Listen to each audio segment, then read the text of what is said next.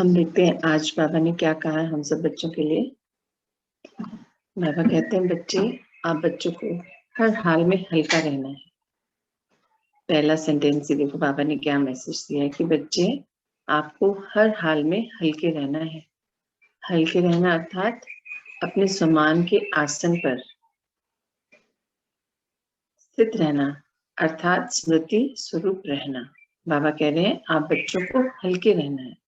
हल्के रहने के लिए क्या करना है? अपने स्मृति स्वरूप में रहना है। मतलब जो सुमान हम लोग लें, जो भी सुमान, और सुमान हमारा मेन क्या है? एक ही सुमान कि मैं आत्मा, शक्तिशाली आत्मा हूँ और इसी के सिंहासन पर स्थित रहना। बाबा कहते हैं प्रकृति के मध्य जो मेरा स्थान है, मुझे वहां पर हर पल स्थित रहना, आत्मिक रूप में रहना है। मेरा जो पहला चैप्टर है कि मैं आत्मा, ये हर पल मेरी स्मृति में रहना है। तो मुझे हर पल स्मृति स्वरूप रहना है। स्मृति स्वरूप किसके? फिर बाबा पूछते हैं आगे, स्मृति स्वरूप तो रहना है, किसके स्मृति स्वरूप रहना है? वो बाबा कहते हैं स्वयं के, शिव पिता के, और ड्रामा के, और परिवार के। बाबा कहते हैं आपको स्मृति स्वरूप रहना है कि मैं आत्मा हूं, सत्य है। परम पिता परमात्मा मेरे पिता है, वो भी सत्य है। और ड्रामा का हर सीन सत्य है। और ये जो परिवार मिला है, लौकिक अलौकिक, ये भी सत्य है। तो इन सब में आपको सब कुछ करना है, पर स्मृति स्वरूप आत्मिक स्थिति में स्थित रहकर हर कार्य को करना है। बाबा कह रहे कितनी भी बड़ी बात आ जाए, कितनी भी बड़ी, चाहे तो अपने कमजोर संस्कार के कारण आ जाए, या कोई हिमालय जैसी बड़ी बात सामने आ जाए परिस्थिति के रूप में, है ना? हिमालय जैसी परिस्थिति के कारण, मतलब कोई बड़ी बात आ जाए, तो भी आप बच्चों को अचल अडोल ही रहना है। बाबा बार बार याद दिलाने कि आत्मा शक्तिशाली है ना, आत्मिक स्थिति में रहेंगे तो अचल अडोल रह पाएंगे। और अगर बॉडी कॉन्शियसनेस में आ गए, मीन्स रोल्स में आ गए, या हम अपने एज को देखने लग जाते हैं या रिश्ते को देखने लग जाते हैं, तो फिर हम हिल जाते हैं अपनी स्थिति से, परिस्थिति हमको इफेक्ट करने लग जाती है। तो बाबा कहते हैं आप बच्चों को अचल अडोल ही रहना है, बिल्कुल हल्के रहना है। हल्के रहना है मतलब फरिश्ते समान, क्योंकि बाबा कहते हैं हल्की आत्मा ही हाई जंप दे। बाबा कहती है जो हल्की आत्मा होती है वही तो हाई जंप ले सकती है, पिता समान बन सकती है। अगर मन में बोझ लेके बैठे हैं, जो भी हम उस पर बात कर रहे हैं, पिछले कई 4 दिन से हमारी यही एक बात चल रही है मन की, कि मन ने अपने अंदर क्या क्या रख रखा है, बोलते ना पाल रखा है। पुरानी बातों को पानी पिलाते रहते हैं, पालते रहते हैं कि नहीं भूलनी नहीं है मुझे बात, ऐसे कैसे मेरे साथ हो गया था। कोई बात करता है, हम अपनी बात सामने ले आते हैं, मतलब हमने उसको अपने अंदर रखा हुआ है, हम उसको जाने नहीं दे रहे, छोड़ते नहीं है, पकड़ के बैठे हुए हैं। और ये नहीं पता कि उसको पकड़ने से हम अपना ही नुकसान कर रहे हैं। वो बात तो जब आई थी, समय अनुसार आनी थी, आई और चली गई। और जिनके साथ शायद ये बात हुई थी, उन्होंने अभी इतना पकड़ा भी नहीं हुआ उस चीज को, भूल गए हैं, पर हम पकड़ के बैठे। तो धीरे धीरे धीरे हमारे अंदर ही तो रोग डेवलप हो रहे हैं। देखिए जितनों ने अपने अंदर बात पकड़ी हुई, चेक करें, कहीं ना कहीं कोई ना कोई ऐसा प्रॉब्लम अपने अंदर हमने पाल रखी है। क्योंकि जब हम बातों को रखते हैं ना, तो मन के अंदर से जब बातें नहीं निकालते हैं, तो फिर वीकनेस रहती है अंदर, आत्मिक स्थिति कमजोर हो जाती है। और कमजोर आत्मा ही तो पकड़ में आती है बाहरी परिस्थितियों से, तो बीमारियां भी पकड़ लेते हैं हम, हमारा शरीर भी कमजोर होने लग जाता है। तो बाबा ये कह रहे हैं कि आप सबको तो हल्के रहना है, ताकि हाई जंप दे सको और पिता समान बन सको। नॉलेजफुल आत्मा, पिता कैसे है हमारे? ज्ञान के सागर है ना, नॉलेजफुल आत्मा। फिर बाबा कहते और कैसे हो? पावरफुल आत्मा ही, नॉलेजफुल और पावरफुल आत्मा ही हल्की रह सकती है। हमें पिता समान नॉलेजफुल रहना है और पावरफुल भी रहना है, क्योंकि हम उन्हीं की संतान हैं, उनसे सर्व प्राप्तियां हमें हो चुकी हैं। बाबा ने तो हमें सब कुछ दे दिया ना, हमारे पास सब कुछ है जो उनसे हमको मिला है। तो हम भी ज्ञान के सागर पिता के मास्टर ज्ञान सूर्य बच्चे ना, वो ज्ञान सूर्य हैं, हम मास्टर ज्ञान सूर्य हैं। वो शक्तियों के दाता हैं, हम शक्ति स्वरूप आत्मा है। तो हमें अपने अंदर इन सब चीजों की स्मृति रखनी है। वो स्मृति कैसे रहेगी? जब हम अपनी स्मृति में रहेंगे कि मैं आत्मा हूँ, और तब हम हल्के भी रहते हैं।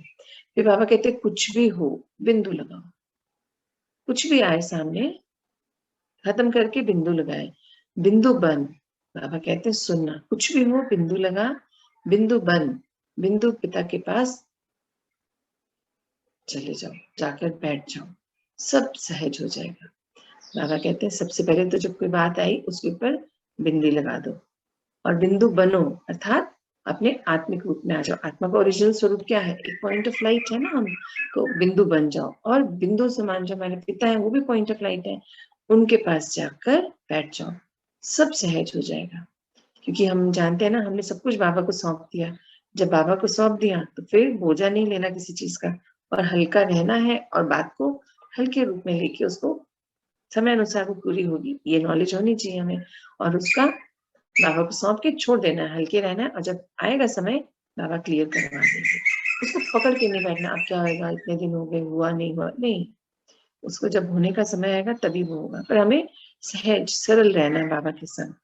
फिर आगे बाबा कहते हैं कोई भी बात आने पर यदि आप थोड़ा सा भी भारी हो जाते हैं, कोई भी बात आने पर यदि आप थोड़ा सा भी भारी हो जाते हैं तो पुरुषार्थ मुश्किल हो जाता है। और मुश्किल कार्य करने से आत्मा का क्या होता है? थक जाती है, थक जाती है ना, और रास्ता भी लंबा लगने लग जाता है। बाबा कह रहे परिस्थितियां तो आनी है, ये हम सब जानते हैं, अंत का समय है, हमारे सारे कार्मिक अकाउंट सब क्लियर हो रहे हैं ना, जो भी कुछ हमारे हिसाब किताब बच गया है वो सामने आ रहा है और क्लियर कर रहे हैं उसको। तो परिस्थितियां तो आनी है बाबा कह रहे हैं, पर अगर उनको बोझा मान लोगे, भारी कर लोगे खुद को, तो जो पुरुषार्थ का ये समय है उसको गंवा दोगे, मुश्किल हो जाएगा ना पुरुषार्थ। और मुश्किल जो कार्य होता है उसको करने में आत्मा को क्या होता है? थक जाती है, और जब थक जाती है तो रास्ता भी मुश्किल लगता है, लंबा लगने लग जाता है ना। तो हमें हर परिस्थिति को, हमें पता है आएंगी परिस्थितियां, हम लोग को मालूम है, तो फिर उसको बोझे के रूप में नहीं लेना, हल्के रहना है, बाबा संग है ना, हो जाएगा सॉल्व। हल्के रहना है, बाबा को सौंप देना है। फिर आगे बाबा कहते हैं फिर बताओ ऐसे समय से पहले कैसे पहुंचोगे? जब आप चीजों को बोझा बना लोगे, भारी कर लोगे और रास्ता आपका पुरुषार्थ का मुश्किल कर लोगे, तो समय से पहले कैसे पहुंचोगे? मतलब समय से पहले मतलब कि ये बाबा ने बताया ना, अचानक का पाठ है, अपने पुरुषार्थ को कंप्लीट करो, स्व परिवर्तन के कार्य को पूरा करो। वो हो ही नहीं पाएगा ना, हम तो छोटी छोटी चीजों को बड़ा बना लेंगे, भारी कर लेंगे, तो फिर कैसे कर पाएंगे? वो बाबा पूछ रहे हैं। इसीलिए बाबा आके कहते हैं, इसीलिए बुद्धि से सब कुछ शिव बाबा के हवाले कर हल्के रहे, पुरुषार्थ करो। बाबा कह रहे इसलिए बुद्धि के द्वारा, मतलब जो भी परिस्थिति आती है सामने, बुद्धि के द्वारा वो बाबा को सौंप दे, शिव बाबा को सौंप कर खुद हल्के हो जाए और अपने पुरुषार्थ पे फोकस करें कि मुझे तो अपने अंदर के सारे परिवर्तन को जल्दी से जल्दी पूरा करना है और आगे बढ़ना है। हल्के रहना अर्थात उमंग, उत्साह और खुशी में रहना। हल्के रहने का क्या मतलब है, बाबा वो भी क्लियर कर रहे हैं। हल्के हैं तभी उमंग, उत्साह, खुशी बनी रहेगी। बोझा है तो टेंशन है, परेशानियां है ना, सिर दर्द होता रहेगा, कुछ कुछ होता रहेगा, और उमंग उत्साह गायब हो जाएगा। तो बाबा कह रहे हैं हल्के रहना है, परिस्थिति आई शिव बाबा को सौंप दे बुद्धि से, और उमंग, उत्साह और खुशी में रहना है अपने को, और सदा स्वयं को शुभ संकल्पों से भरपूर रखना है। बाबा कहते हैं ना, अपने संकल्पों पर कार्य कीजिए, हमेशा शुभ संकल्पों से भरपूर रखना, फिर सहज ही आप जो है पिता समान बन, पिता से मिलन बना पाओगे। बाबा कह रहे हैं जब आप सब कुछ बाबा को सौंप दोगे, हल्के हो जाओगे, उमंग, उत्साह, खुशी में रहोगे, तो ये भी कार्य करना है साथ में कि अपने संकल्पों को ध्यान देना है कि वो हमेशा शुभ संकल्प हो, सभी के लिए शुभ भावना, सभी के प्रति शुभकामना, दया, रहम, प्यार, स्नेह, सब कुछ हर आत्मा के लिए मेरे अंदर भरपूर होना चाहिए। और जब ये सब भरपूर होगा तब हमारी स्थिति कैसी होगी? फिर हम सहज ही पिता समान बन के पिता से मिल पाएंगे। कितना सुंदर है ना, हल्के रहना, उमंग उत्साह में रहना। फिर आगे बाबा कहते हैं हल्के रहने वाली आत्मा पर व्यर्थ संकल्प या माया किसी भी तरह का वार नहीं कर सकती। जब हम हल्के रहते हैं ना, उमंग उत्साह में रहते हैं, क्योंकि हमें पता है बाबा संग है। उमंग उत्साह खुशी किस चीज की? इस चीज की कि मेरे संग तो मेरे बाबा हैं हर पल, मुझे हर परिस्थिति से बाहर निकलने का रास्ता दिखाने के लिए। तो जब हमें पता है कि बाबा संग है, तो हमारी ऐसी वाली आत्माओं पर जो उमंग उत्साह में रहते हैं, कोई व्यर्थ का संकल्प नहीं आता, माया किसी भी तरह का वार नहीं कर सकती है, और वो आत्मा हल्की खुशी खुशी अपने रास्ते को आगे पार करती चली जाती है, और वह आत्मा निर्विघ्न रहे, आगे से आगे कदम बढ़ा अपनी मंजिल समीप ले आती है। ऐसी आत्माएं फिर क्या करती हैं, उनको अंदर जब कोई माया का अटैक नहीं होता, कुछ नहीं होता, तब वो इजी रहती है, निर्विघ्न हो जाती हैं, उनके रास्ते में कोई विघ्न ही नहीं आते, और वे अपनी मंजिल को समीप ले आती हैं। मतलब कि जब पुरुषार्थ तीव्र होता है, पावरफुली होता है, नॉलेजफुल होता है, तब मंजिल भी हमें समीप लगने लगती है। सो अटेंशन, बाबा कहते हैं अटेंशन दे और पुरुषार्थ करो। हर चीज में बाबा एक शब्द बहुत यूज करते हैं, अटेंशन। चेकिंग का बहुत बोलते हैं ना बाबा, तो अटेंशन होगा तभी तो हमें पता चलेगा कि ये परिस्थिति क्या है, परख पाएंगे उसको, सही निर्णय ले पाएंगे, और बाबा को सौंप कर समय का इंतजार करेंगे कि समय आएगा तो मैं इसको पार कर लूंगी। अपनी उमंग उत्साह को कम नहीं करना है कि परिस्थिति आ गई, अब क्या करें, वो तो टाइम पर ही जाएगी, टाइम पर आई है, टाइम पर जाएगी। तो मुझे बीच का जो टाइम है उसमें अपने आप को हिले नहीं देना, अचल अडोल स्थिति मेरी रहनी चाहिए, क्योंकि मेरे संग बाबा है, तो मुझे फिक्र तो है ही नहीं, वो अपने आप ठीक करा देंगे। पर समय, आगे बाबा कहते हैं ना ही अलबेला होना है और ना ही दिल शिकस्त। मतलब जब टाइम लगेगा तो उसमें अलबेलेपन में भी नहीं फंसना, और दिल शिकस्त भी नहीं होना कि अरे इतने दिन हो गए, इतना टाइम हो गया, मेरी तो प्रॉब्लम सॉल्व ही नहीं हो रही। हम सब जानते हैं ना, समय अनुसार चीजें आती हैं और समय अनुसार ही जाती हैं। तो हमें जो समय बीच का है उसे गंवाना नहीं होता सोच सोच के कि अब क्या होगा, कब होगा, कैसे होगा, नहीं सोचना। बाबा को सौंप दिया और जो चीज उनको दे दी वो मेरी है ही नहीं, तो उसके बारे में मुझे क्यों सोचना। मुझे तो अपनी उमंग उत्साह को, खुशी को बरकरार रखना है, सोचकर कि बाबा मेरे संग है, और जो मैंने पाया है बाबा से उसको बांटते चलना है। शुभ भावनाएं, शुभकामनाएं, सभी के प्रति रहम दिल होना, सबको सुख देना, मेरे मन सा वाचा कर्मणा पर फोकस्ड रहना कि मैं कहीं गलती से भी किसी को अब दुख ना दे दूं। पहले तो अज्ञानता में थी, कर जाती थी, अब कॉन्शियस रहना कि नहीं, मुझे किसी को भी दुख नहीं देना, मुझसे हर आत्मा को सुख मिलना चाहिए, बाबा के ज्ञान के पॉइंट्स उनके साथ शेयर करना चाहिए। बस ये जिसकी जैसी जरूरत हो उससे वैसी बात करनी, मुझे परखना आना चाहिए। फिर बाबा कहते हैं आप बच्चे तो शिव पिता के दिलरुबा बच्चे हो। बाबा कितना सुंदर कह रहे हैं कि आपको दिल शिकस्त नहीं होना, आप तो दिलरुबा बच्चे हो, इसलिए पिता के प्यार में खोए रहो। बाबा के दिलरुबा बच्चे हैं, इसलिए बाबा के प्यार में खोए रहना है। सिर्फ यही याद रखना है कि मेरे संग बाबा हैं, और उन्होंने मुझे इतना मतलब अपना बनाया ना, तो कितना प्यार दे रहे हैं बाबा, हर छोटी छोटी चीजें, मतलब जो हम सोचते भी नहीं वो आके बाबा बताते हैं कि इस चीज पे भी बच्चे कार्य करना है। जो हमें लगता है कि ये तो कुछ है ही नहीं, ये तो कोई हमने बांध थोड़ी रखा है इसको, हमारे अंदर थोड़ी है, ये तो बहुत नॉर्मल सी बात है। पर बाबा बताते हैं कि एक एक छोटी छोटी बात भी कैसे आपको क्लियर करनी है, नहीं तो वो संग चली जाएगी और बड़ी हो जाएगी। तो बस हमें तो बाबा के संग रहना है, बाबा के प्यार में खोए रहना है, क्योंकि हम उनके दिलरुबा बच्चे हैं। फिर आगे बाबा कहते हैं ये पिता का प्यार ही पिता समान बना देगा आपको। जब हम बाबा से प्यार रखते हैं, बाबा में खोए रहते हैं कि बाबा ऐसे सोचते, बाबा ऐसे करते, जब हमारे अंदर ये संकल्प चलते हैं कि हाँ बाबा होते तो क्या करते, बाबा तो ऐसा नहीं करते, बाबा तो ये बोलते, तो जब हम ऐसे बाबा के साथ कनेक्टेड रहते हैं तब हम पिता समान बनने में समय नहीं लगेगा, हम भी जल्दी ही उनके समान बन जाएंगे। फिर आगे बाबा कहते हैं हल्के रहने वाली आत्मा पर व्यर्थ संकल्प माया किसी भी तरह का वार नहीं कर सकती है। ये हमें हमेशा याद रखना है कि माया, ऐसे आत्मा पर माया कभी भी वार नहीं कर सकती। वह आत्मा निर्विघ्न अपने कार्यों को संपूर्ण कर आगे बढ़ती चली जाती है। और बाबा ने ये भी बोला है कि अटेंशन में रहना है, अलबेलेपन को नहीं आने देना, और दिल शिकस्त भी नहीं होना। हर पल बाबा हमारे संग है, क्योंकि हम उनकी संतान हैं और हम कार्य करें उनके जैसे बनने का। तो हर पल हमारे को अपनी स्मृति स्वरूप रहना है कि मैं आत्मा और मेरे परमात्मा। और क्या करते बाबा, इस चीज को लेके हम जब चलते हैं तो हम धीरे धीरे बाबा समान बन जाते हैं।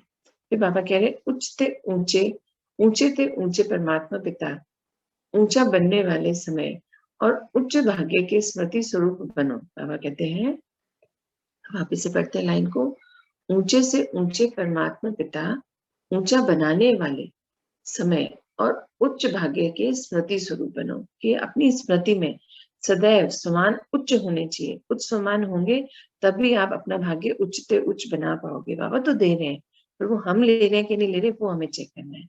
फिर बाबा कहते हैं कल्याणकारी पिता और यह कल्याणकारी समय फिर पूरे कल्प में देखने को नहीं मिलेगा दोबारा। बाबा कह रहे अभी का जो समय है पिता भी संग है, जो कल्याणकारी है, विश्व कल्याणकारी है ना बाबा, और ये समय भी कल्याणकारी है, जो कल्प में सिर्फ यही टाइम पर होता है, संगम युग के अंतिम 100 साल। तो हम लकी हैं कि हम इस टाइम पर यहाँ हैं, बाबा को मिल पा रहे हैं, ज्ञान ले पा रहे हैं। तो बाबा कह रहे हैं फिर ये दोबारा नहीं मिलेगा, तो इसको भरपूर इस्तेमाल कीजिए। फिर आगे बाबा कहते हैं इसीलिए हल्के रहना, इसीलिए इसके महत्व को अच्छी तरह से समझ एक एक सेकंड सफल करो। बाबा कह रहे हैं आप बच्चों को क्या करना है, अपने एक एक सेकंड को सफल बनाना है, व्यर्थ नहीं गंवाना। बाबा कहते हैं ना पल पल में भाग्य बन रहा है किसी बच्चे का, पल पल में भाग्य छूट रहा है किसी बच्चे का। तो हमें ध्यान रखना है कि अपने एक एक सेकंड को हमें यूज करना है, समर्थ कार्य में वेस्ट नहीं करना। बाबा कह रहे हैं आप बच्चों को ऊंचा भाग्य बनाने के लिए उच्च पुरुषार्थ अर्थात तीव्र पुरुषार्थ करना पड़ेगा। अगर भाग्य ऊंचा बनाना है तो हमें क्या करना पड़ेगा, तीव्र पुरुषार्थ करना पड़ेगा। इसीलिए आप जो है स्वयं ही स्वयं का निर्णय लो कि मुझे क्या करना है, अर्थात अब मुझे क्या चाहिए।